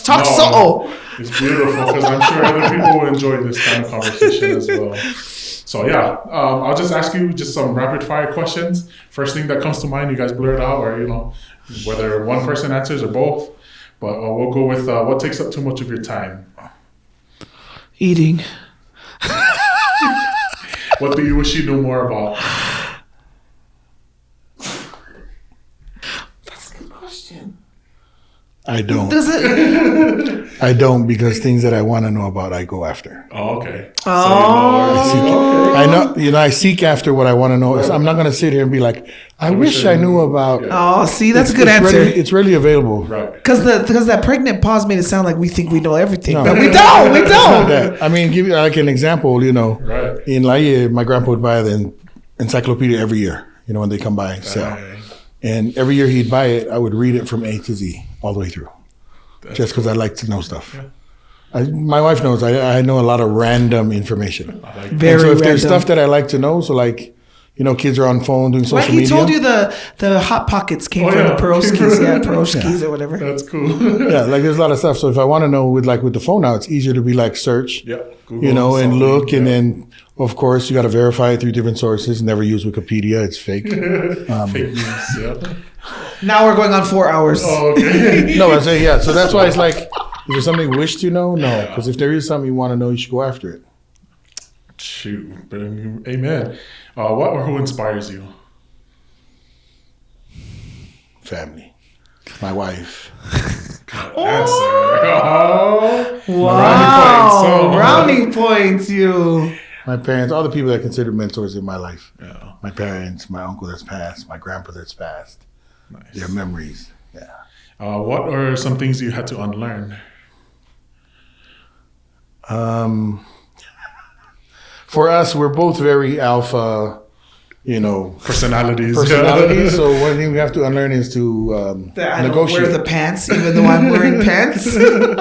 We have to learn to give and take. Yeah, because I'm a very strong head. I'm not Because we're both vacuum, so very- I want to be the boss all the time. Yeah. And to even just like her saying that, that's already like, okay, we can talk about that. Like, That's a whole other hour for vibe. that's a talk in the car. Right. You might be Afiaki, but you know, okay. What's your favorite book?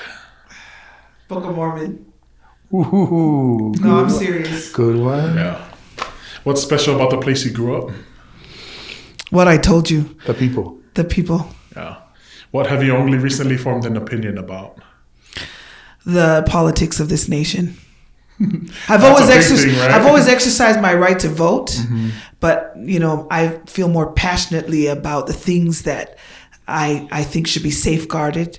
And I will no longer stand for anybody. I'm going to exercise my civic rights to the max. Yeah. I've grown my opinion on our culture, Yeah. Okay. Yes. where I strongly believe there's nothing bad in our culture Nice. when it's done well, when it's done properly Right. or correct. Yeah. With the spirit of it, right? Yeah. What's the luckiest thing that's happened to you? You're the best thing. The luckiest thing that's ever happened to me is that what is yours? I don't believe in luck. Ooh, you make it or you do it. Yeah. The master of my ship. Nice. What song will guarantee to make you dance? Oh my gosh. Ooh. A song. Right now? Because there's lots of songs.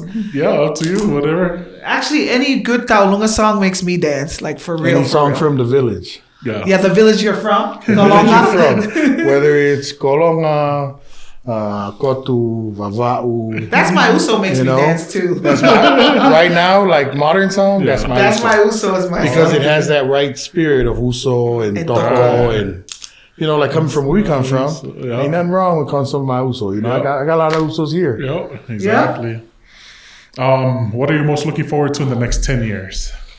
More grandchildren, eventually. And I'm saying this, and I don't want them like next year. or Are you anything, calling yeah. them out right now? No, like after y'all finish whatever you're finishing. Maybe after 8 years, they start. Yeah. In the coming years, I'm looking forward to the new chapter of our lives because I feel like the pandemic's shown us that we might have to change. There might be a Major transition, change. right? Like in the next 6 months. And the crazy thing is, I don't know what it is or where. No. So our little travels right now I've got my eyes wide open. That's honestly what I'm looking forward to Yeah. in the Okay. next 10 years. What could you give a 40-minute presentation on with no preparation? Culture, Yeah. church, it could be testimony, family, yeah. family, What food. hobby? Food. Yeah, exactly. Yep. What hobby would you get into if time and money weren't an issue? Time and money weren't an issue. Travel. I like to. Yes! Yeah. But That's why I only married you. within Polynesia. Not me. No. Tahiti, Can I Samoa. high five you? I like go everywhere. No, I mean like to get into where you can actually get in and live in, amongst the culture. Yeah. Oh, he's gonna And do be it able to alone sit- because I'm going everywhere. When people come to you for help, what do they usually need help with? To get a hold of my wife. Usually need help with they need a song or an MC or a costume or to learn a dance. All of those things are fun to help with anyway. Nice. Wish we had more time to Right. do more things for more people. What is something you think everyone should do at least once in their life? Go to Tonga. Or go to Samoa. Go to the island that Go you're to your village where you are from. Yeah. If you are Polynesian, you have to at least You gotta touch that land, right? Yeah, you gotta go it's that such a your nice- connection to that land. Yeah, I saw that like when I went home with Tessie when she ran for Miss Lala. Like it was such a great time. I've never witnessed someone that close go and experience it the way she did, and it was just so awesome. Which of your scars has the best story behind it? This one right here. I got one on my back. What This happened with one. yours? My mom threw a shoe at me. She's not gonna want to hear this on here, and she denies it all the time now. But I was outside playing marbles with the boys in my neighborhood in Tonga, and she just didn't like that I was wearing a dress and I was on the ground like playing. It was just very unbecoming of a young lady. So I went in the house. She told me, "Get in the house." I come running through the door and slam the door. When she comes through next minute she opens the door and I'm looking so upset at her. She picks up a shoe to throw at the wall of the corner, like she throw to hit the wall. Instead of silly me, I duck right to where she threw it because she didn't intend to hit me, and there came the blood gushing everywhere. So anyway, I'm not very good with my reflexes. So Nice. yeah, that's where my scar came from. Your back one? I haven't told my kids or like my family that one. My wife knows that one. Oh, okay. But I have a scar on my knuckle. I have scars on my knuckles. And then there's a big one on here where it shows that my skin was peeled back. And then I was being booked at a police station, and they asked me about scars, and I told them it's from washing dishes, and they didn't believe me. They thought, no, that's from like a robbery or a fight. I'm like, no, I wash dishes for my mom. I wash dishes. What about the one on your back? How come you skip that one? Skip that one. What happened? Is that another hour story? Is that why we gotta keep it short, yeah? No. So Is this something? Probably something in Oakland, right? I don't want. No, it was in New Zealand. Okay. But I don't want. Yeah. I don't want to encourage my kids to think that they can be in situations like that. Oh, okay.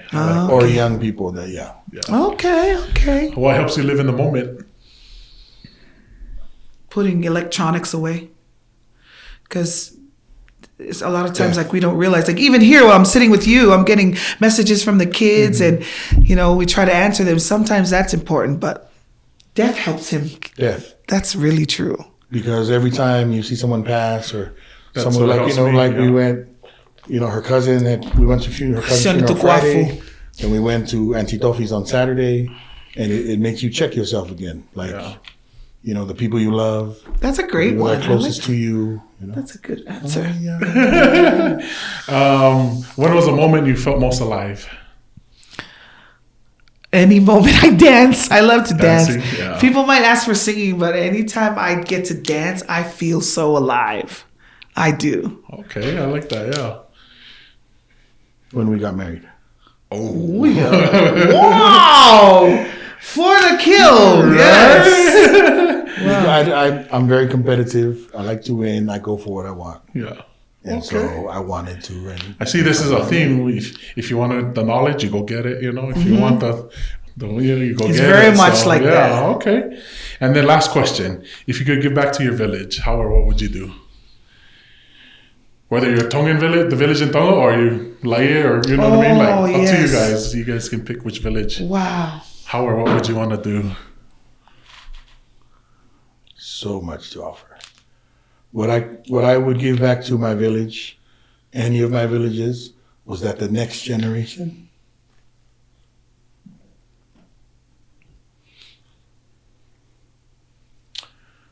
love it as much as we do. As much as we do. Oh, yeah. The same memories that we had, right? Growing up that we can talk about or we can share. When I look back at the village we come from, I think of, I wouldn't change a thing, because I gave Laie Kauko and Haula my whole heart, of my time, which I could never get back. The past 20 years. I wouldn't change that. But like Walter says, if I never were to go back to my village, I just hope that the people that move there or live there don't wait till they move away to love it and appreciate it. And that they too give of their whole heart and their time to serving one another. Yeah. So it can continue to be the Zion that I see it to be, When I was, I interviewed Norm Thompson, and he gave us, or when he was here, he shared a story of the Eva bird. And he said the Eva bird, when it flies out, it comes back with only the best, right? So he talked about us leaving the village. We go share experiences, gain life, knowledge. And then when we come back to the village, we want to bring back the best, right? Yes. So we bring back the best, whether it's ourselves, bringing back the best experiences or love, So I feel like that's, now that we're here in the mainland, we just gaining all these experiences, and hopefully one day when we go back to the village, we can take back the best of us, just for the village to raise, you know what I mean? We all raise together, and so absolutely. I feel like that's and on the flip side of that, I think you're giving more than you realize just by being in a place like this, acting like how you would normally act because of how you were raised and where you grew up. Mm-hmm. Like you normally, like she was saying, light up where you stand. Mm-hmm. People that are not from the village are going to ask, why is he different? Why is he like that? Because he's Tongan, because he's raised on the North Shore, because of the family he comes from. I think you give off more than you'll get. You're going to learn the experience, and if you go back, you go back. You might never go back. We still have, we all have relatives that have been saying they're going to move back to Tonga, or that yearn to return and have never gone back since they moved out, not realizing that they have given and shared more. Mm-hmm. And we don't have to go back to be there. I keep feeling that now, because I feel like that makes me feel okay about what the next change will be, It's, I'm glad we had this discussion because Yeah. I'm knowing right now as I'm sitting here. That's why we made time, because you're helping us through your line of questioning for us to understand like our place and to really embrace what that change is going to be, whatever that is. Cool. Well, again, Kind of thank you. scared for it. Kind of scared. Yeah, well, all the best in, whatever the next chapter is or whatever, is going to happen next. But no matter what, I know you guys will do well just because of who you guys are. And, Thank you. Just the children you've raised and just the example that you set, not only in the community, but for the world, sharing, going on LN, you know what I mean? And that's worldwide, you know what I mean? And so I feel like that's, or when I was watching, like, yeah, that's like my, you know what I mean? I know the word, like, they're representing me through them, and so they're representing the village, our family, our community. And so, yeah. Thank you guys. so much. Yeah. Cool. Thank man. you. I really did appreciate it. So, thanks again for tuning in to another episode of the Village Made Podcast. Our stories are powerful. It's a privilege and a power to be Polynesian. We'll talk to you later. All right. Yes. Thank you.